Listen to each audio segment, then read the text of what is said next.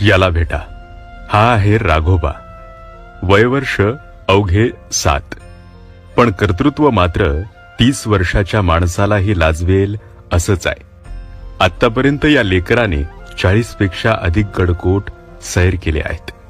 विशेष म्हणजे तो स्वतः गड चढतो. शककर्ते शिवरायांवर रचलेले सर्व संस्कृत छंद या पठ्ठ्याला पाठ आहेत. ही साधी गोष्ट नाहीये.